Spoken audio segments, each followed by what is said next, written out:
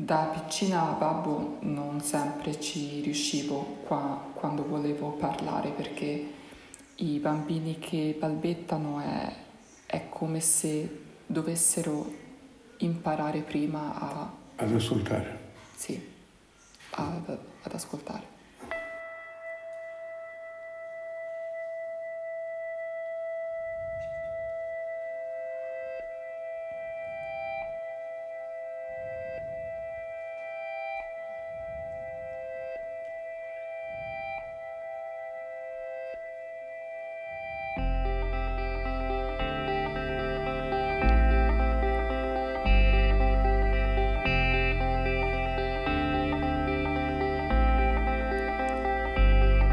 Scrivevo sui quaderni quello che non riuscivo a dire. Domani uscirò di casa e lei parlerà al posto mio.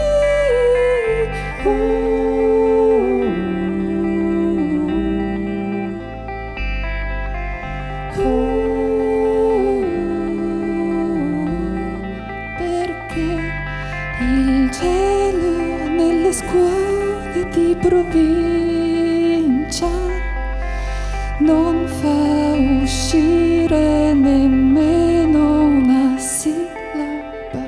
Lungo corridoi coi pavimenti lucidi ad aspettare di guarire da problemi troppo stupidi. Come parlare? È colpa degli occhi che non si trattengono. Ti ho guardato e ho capito che tutto questo un giorno mi avrebbe fatto male.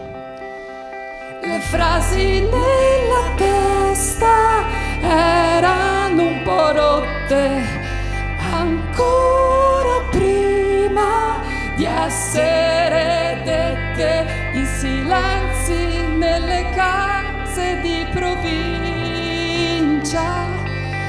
non fanno uscire nemmeno una sillaba. Lungo corridoi coi pavimenti lucidi ad aspettare di guarire da problemi troppo stupidi.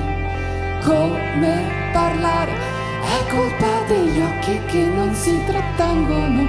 Ti ho guardato e ho capito che tutto questo un giorno mi avrebbe fatto come tanti qualche volta fare finta di essere un po' normale e non aspettare il momento giusto in cui poter parlare e con sicurezza pronunciare il mio nome senza paura di sentirsi dire: scusa, potresti ripetere? Scusa, potresti ripetere? Scusa, potresti ripetere?